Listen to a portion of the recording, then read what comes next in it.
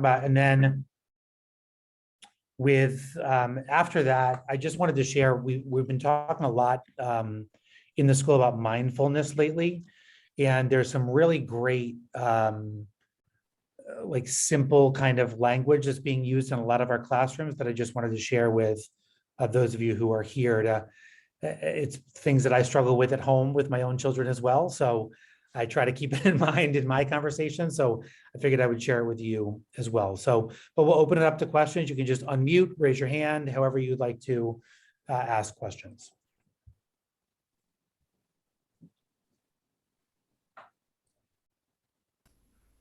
I'll actually jump in. This Christmas Eve, Chin.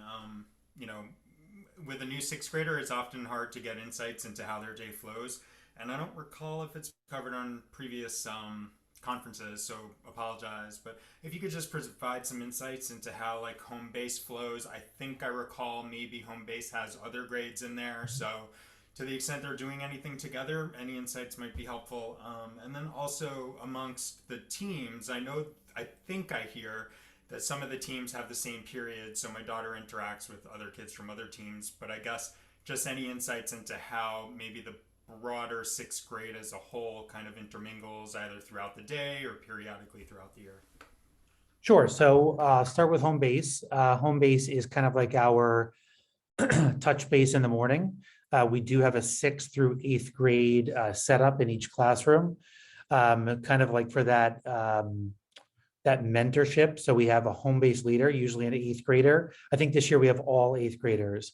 In previous years, we've also had 7th graders who are home-based leaders. Dr. Lab, one of our assistant principals, goes over, does some training with the 8th grade students, and then they turnkey that into some lessons in the home-based classroom. So we had an anti-bullying month. So we had some lessons and some videos in Homebase. Again, relatively short because we don't want it to be like another academic period for students, but again, with a 6th through 8th grade lens in each classroom.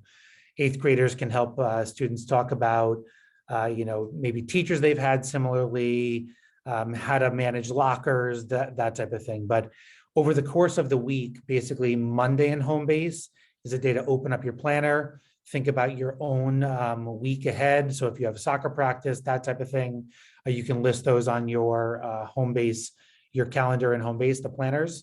And Friday is kind of like a reflection on how I did on my week. And then Tuesday and Wednesday are those home-based lessons, again, related to whatever the topic is for that month. So we had anti-bullying, we had a little red ribbon week type of event. So it allows us to bring some of those social, emotional, or different components that are happening, you know, outside of the school building into the school building. So that's what Homebase is. 6th grade, I think what you were asking, Chris, is if a kid is on a team, could they see other people off team at any time? Was that okay? So they definitely see each other for lunch. All 6th graders have lunch together. It is a little bit different this year because we have like half eating and half at a recess, and we are trying to make changes to some of those, some of that setup as we go throughout the year. And then depending on who is in non-academics at the time, we do have 5 6th grade teams. Those non-academic teams are blended in music classes and PE classes. So it's kind of like a luck of the draw type of situation. And that happens in the other grades as well. When students are not in academics, they're mixed with students from other teams. I hope that makes sense.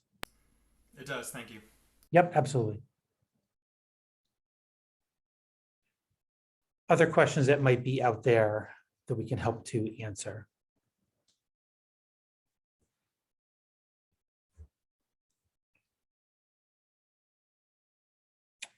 All right, Taryn, if you can give me the ability to share my screen, then I will just share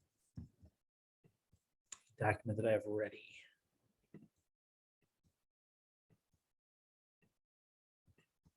Okay.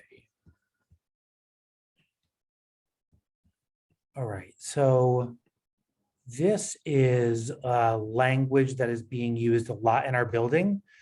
So we wanted to share some of that language with you. So dialectical behavioral therapy, DBT, is it's kind of like a mindset around how to speak to students, making sure that, probably unlike how most of us grew up with, your parents make all the rules and you follow the rules, and making sure that students have kind of like a greater say just in their overall state of mind, et cetera. So I wanted to just introduce you to some terms, and hopefully you can see that as well, that we're using a lot in our health classrooms. So you might hear your children talking about it, but I also wanted to arm you with some of the language that we are using here in school, especially with adolescents or children who are kind of like, acting out, or they feel like they're not listening, et cetera. So the states of mind chart, I think, is really, really important for people to understand. So generally, like, the way things work in my house is I try to approach things from a reasonable mind, and my children usually approach it from an emotional mind, which is why we have a hard time agreeing or seeing each other's perspectives a lot. So I would say that in adolescence, you've got a lot of different things going on, and that emotional mind really plays a significant part as kids are growing. And again, if you can reflect on your own middle school experience, you probably remember, if you look down at this kind of like emotional mind, the hot side, the loud mind, very impulsive, forgetting that there are consequences for not doing something. I think some people on this call have said, I've reminded my kid 700 times to take out the trash, and yet still, like, they're right at the trash can, and then they forget to, do what they need to do. So that's the emotion mind, is just like they forget all these things constantly. And when you call them on certain things, like when you think as a parent, I'm trying to be reasonable, I'm trying to, like, be cool about this, I'm trying to remove my emotions from this, I'm trying to use logic, et cetera. If your child is over on this side in an emotional mind, no matter how reasonable you feel like you are being, there's still that disconnect. So really trying to use that language with your children, trying to be like, a more balanced, like, bringing like back to, like, what are your values, that type of thing, can be very helpful. Also recognizing when your child is in an emotional mind and just saying, like, let's come back to this in a little while. Why don't you go cool down? You don't have to use a timeout or anything like that you might have used when children were younger. But, when you're ready to talk about this, let's talk about this. When you can be a little more reasonable, let's come back to the conversation. So it's just and ultimately we want to get to the wise mind. So you'll see here, it says, like, reasonable mind is how I'm thinking about something. The emotional mind is how I'm feeling about something. And the wise mind is like what I know. So I'm blending that thinking and feeling part. So again, I share this with you, not because I'm an expert at it in my own house, but because sometimes when I can step out of that emotional mind for myself, or sometimes when I'm trying the reasonable mind piece, and it's not connecting, I know that that's okay, that maybe just our minds are not matching up with where we currently should be. So I share this with you, again, not because I'm an expert at it, but because this is some of the language that we are using in our school. And you may be able to ask your child, so right now 6th graders are taking health, so they should have heard something like this. 7th graders will take health this second trimester, and 8th graders will take health the third trimester. But this is some of the language that may help you in some of the conversations you get into with your children at home. So happy to answer any questions about that. I can actually, why don't I just share this in the chat so that you can read it on your own as well. And again, you'll see, like, some of the other pieces that are here in emotion mind, feelings of rage, muscle tension, extreme thoughts, reasonable mind, you're ignoring emotions, and in the wise mind, both things help you with more long-term goals because you can step out of it. All right, so I don't know if that maybe raises some other questions. I'll stop my share here since I put the link in there. I just wanted to share some of the things that are working their way in when you think about all the things that we're trying to encourage adolescents to go through. And probably those are some of your struggles at home, like they are sometimes here in our building as well.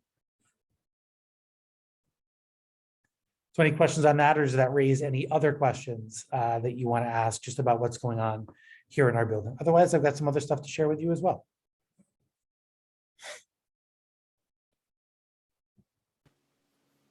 I'll just mention, if nobody else is waiting to speak, that I really appreciate that this is part of the conversation at the middle school. And I think I've heard you say this before, and so I don't think this will be new, but I think sometimes where there's a tension between our best efforts to want to foster this kind of awareness of how children are feeling and how to sort of meet them where they are, is between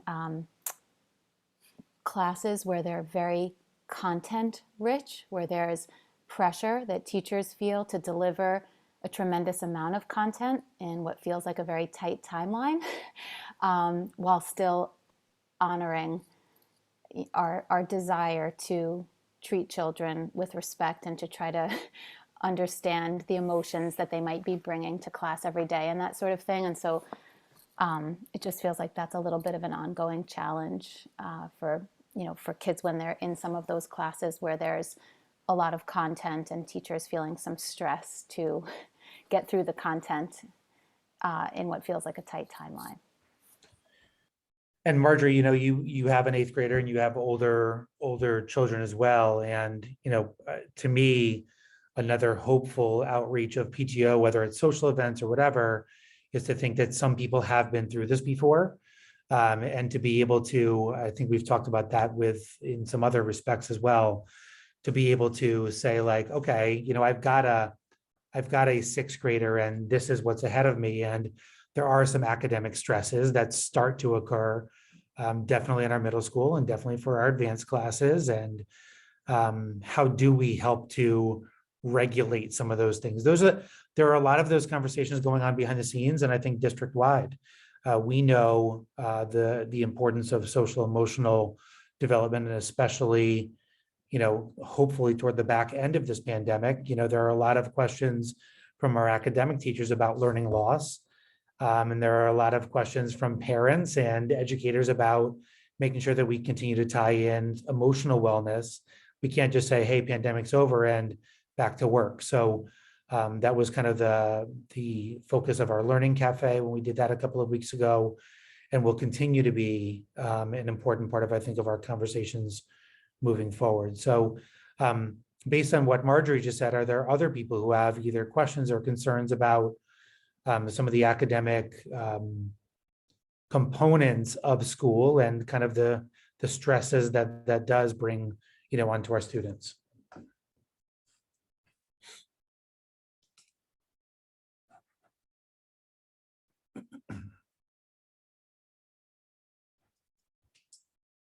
I'm trying to use wait time.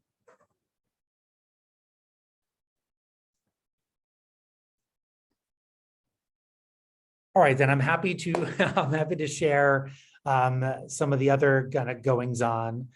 We were very pleased to have a board tour last week where some of our Board of Education members came in and saw our facility and some of the major, some of the significant changes that I think we've made. And so I'll just share my screen here again for a moment. See if I can find, give me 1 second. Let me just make sure that screen is open first. All right.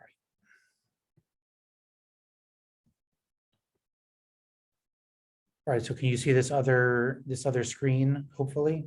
Okay, so one of the significant improvements that I'm really proud of in our school is some of the changes that we've made to our technology space. So this is an article on the district's website about some of those significant changes. There's a really cool little video here that I'll take you through in a moment, and that might spark some questions as well.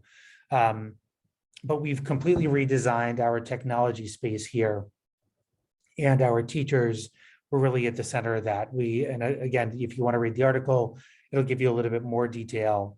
But our technology people were really interested in kind of like making some changes. So if you have older children, the experience should be a little bit different as your younger children come through.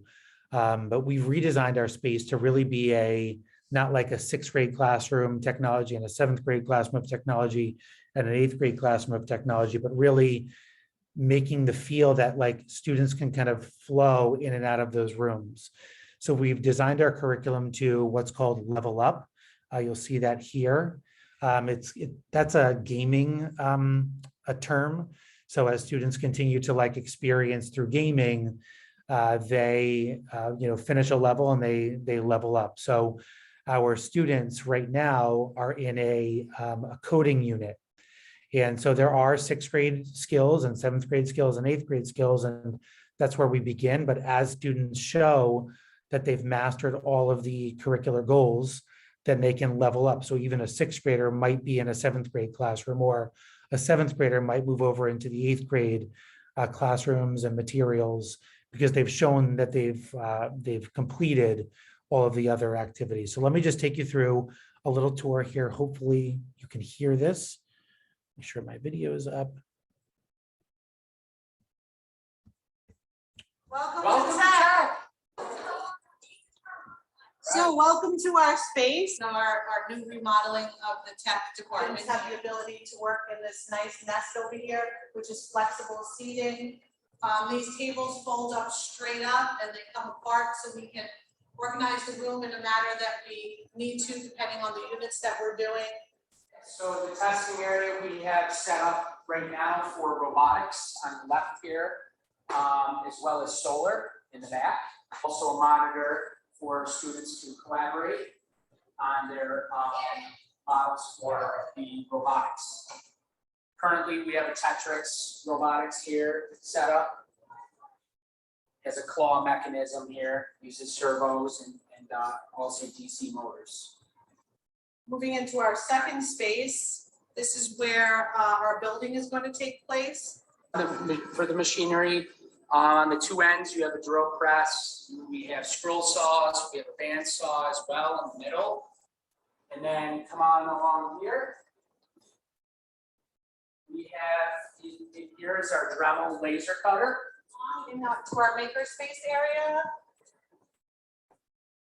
Here's where the students can 3D print. They have access to glue guns, wire cutters, anything that they would need to work on a project. We have also collaboration stations and laptop parts in here for students to use.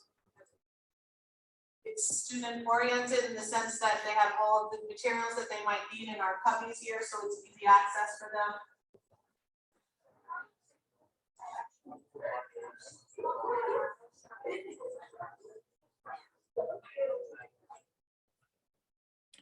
So just a little glimpse into some of the exciting things that, I think we're doing here, and hopefully your children are coming home and talking about. But, you saw the kind of free flow between those different classrooms and really allowing students to kind of follow their own passions. So you'll see students kind of working individually and being challenged individually, but then there will be some group challenges there. So we have the TV monitors for them to, collaborate within that space. We have those in other places around our building as well, in our library, et cetera. So, we continue to try to move forward this thought of individual challenge, but also, group challenge whenever that is possible and accessible. So that, again, just another little glimpse into some of the things that, you may have seen in a regular open house type of environment. And we're hoping to get people into the building more and more. But, something that we're really thrilled about, and hopefully will start to impact some of the other curricular areas around the building as well. So any questions about that? So I know, Jeff, that the kids are allowed to come in for makerspace during lunch, right, as an alternative to recess. Are there clubs also associated with the technology space? Yeah, so we have a robotics and engineering club that definitely is directly connected, but we also have things like Science Olympiad. We have a lot of I think we're actually going to post for our science fair. So there are definitely things not necessarily connected with that technology space, but may end up kind of cross-connected. I did not show in that video the makerspace. The makerspace is something that was supported by the PTO with materials, and so that was awesome. And yes, it is heavily used by our students during probably more, I would say most by 6th grade, then probably a step down a little bit to 7th grade, and 8th grade, I think enjoys the social aspect of, being together with each other for recess a little bit more. But we do have some 8th graders using the space as well. So, and that's in an old computer lab that we've repurposed downstairs. And if you have any, I'll put the plug in here. If you have any old like toilet paper rolls, paper towel rolls, cardboard, Legos, anything that kids can build with, we will definitely take it. And if it doesn't fit into whatever's here, please don't hear me saying like drop off trash bags at our front door. But if you have stuff that can be repurposed in some way, our kids are thrilled to use it here and create their own things here. So please drop it off. Great.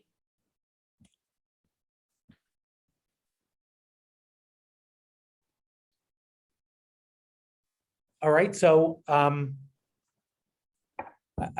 feel like I've shared a bunch of stuff. So a question just popped up. Will there be parent-teacher conferences or grade level socials? I think, so I'll answer the first one first. We do not have parent-teacher conferences scheduled at the middle school. But parents can request a conference at any time, or teachers can request a conference at any time. So I know I've seen some, parents in the building. I know that some teachers, the grades did just come out, the interim grades. That's usually a time when parents do request maybe to have a conversation with a team or with individual teachers. So you can definitely reach out to the teacher, the team leader, or the counselor to help set those up. We can still do those either virtually, or you can be in person for that. Grade level socials, that's a great question. I know we probably have them on the calendar. So I can tell you there's PTO socials coming up in the new year, which I'm glad they are scheduled for the new year because hopefully they can be in person. There's a 6th grade game show night, which is going to be on February 25th. There's a 7th grade rec and roll, which is sort of just like an activity evening for the kids. That's on March 4th. And then there's also the 8th grade dance that's on March 18th. So the PTO does have those coming up in the new year. Perfect. And, those are for our students who know our expectations, and, that's really good because it's part of our community. So that's awesome. Other questions that might be out there?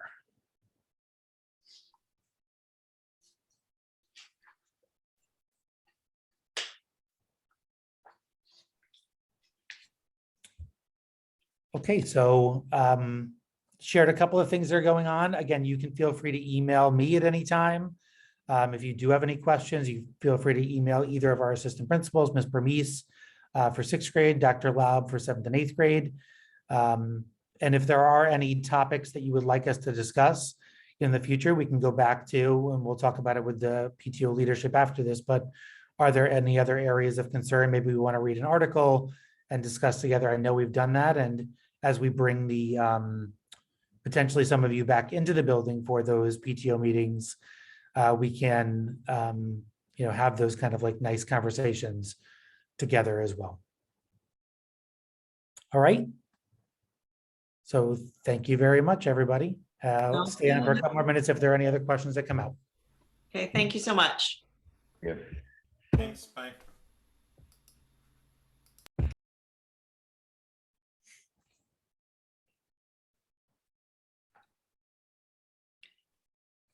I'm gonna stop recording now then.